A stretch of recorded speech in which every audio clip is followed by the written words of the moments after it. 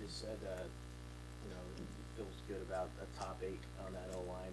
Is this the best you've felt, a couple weeks out from a season about your depth as far as how it stretches?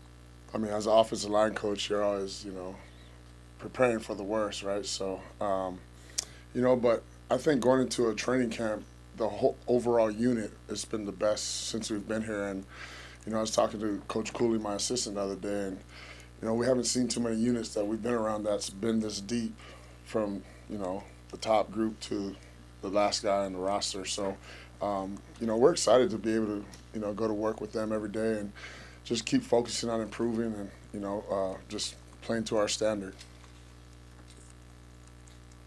How do you size up the tackle situation right now? You've got 4 or 5 good options.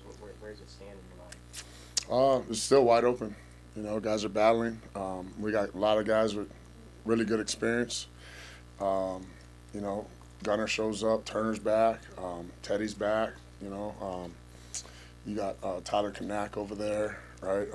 Obviously Pritchett is here, so they're all battling. They're all working hard, and at the end of the day, we're gonna play the guy that's gonna execute and play with our technique and play with the effort that's required for us to be a championship level team.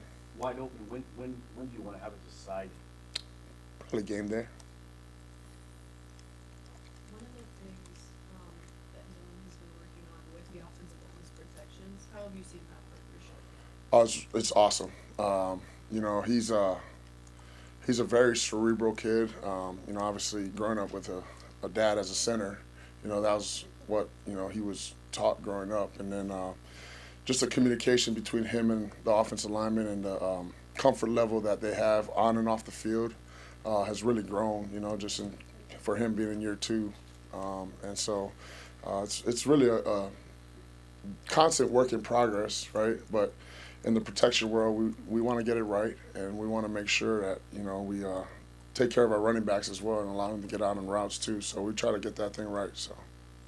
You mentioned Turner being back. I mean, what have you kind of seen from him working back from that injury? Because that was a pretty long process. For sure. He attacked it every day. You face adversity in life.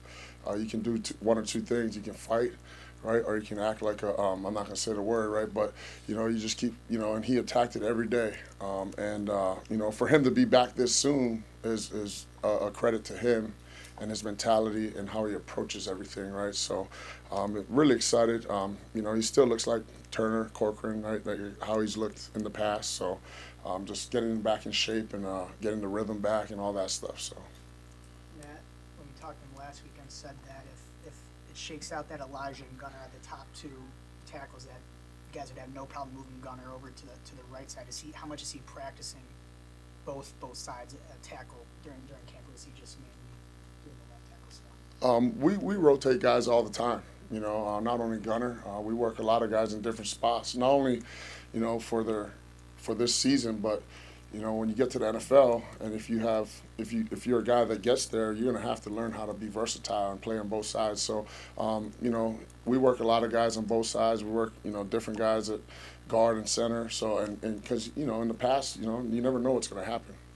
So we're just focused on trying to figure out who the best 5 is, and on August 28th, that's who's going to roll out there and do their jobs. What do you want to see from Pritchett as you kind of challenge him here the last 2 weeks before kickoff? What do you want to see from Elijah Pritchett as you guys close in on Cincinnati? Just focusing on the stuff that we talk about and the stuff that we teach. It's always a process.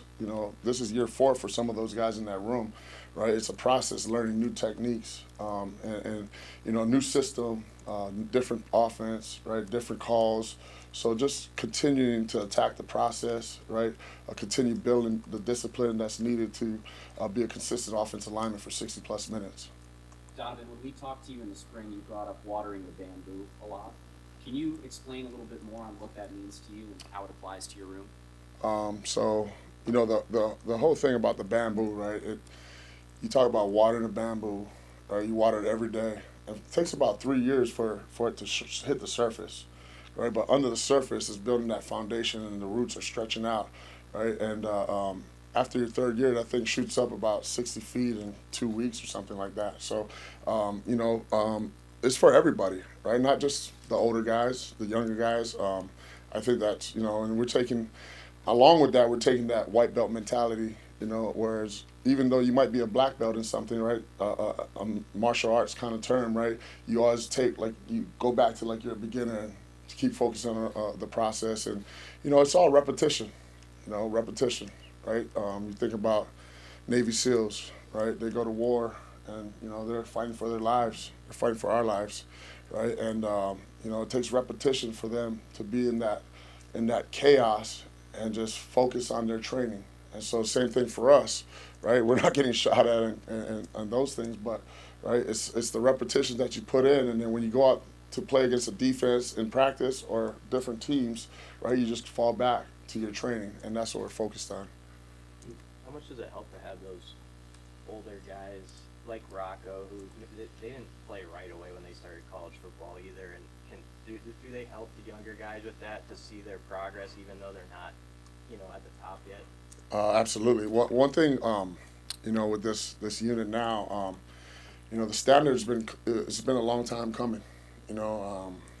Thinking back to when we first got here, I always thought of Nebraska offensive lines were those dominant units that, take over games, and in the fourth quarter, like, the defense is so beat up that they can't stop you, right? So I give credit to a lot of guys along the way that's upheld that standard every day in that room.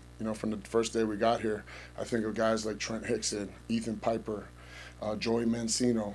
You got Turner Corkran, you got Teddy Prohaska, Henry Lutovsky, Justin Evans, right? You got all these guys that have been here since we first got here, and now the room is healthy, right?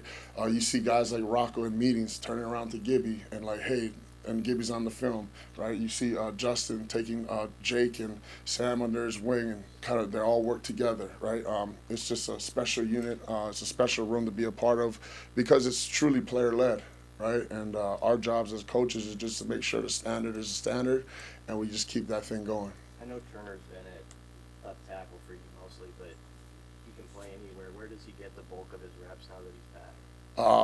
He's been getting both tackle spots right now, and he takes snaps on the side as well. So, Turner's a cerebral guy. He's super smart. He understands everyone's jobs in the field. So, he can. I think he could be an all-5 guy. If we need him to play guard, put him in here, whatever, right? And then he's always, emergency center because he's so smart. Awesome. Thanks, guys. Have a good day.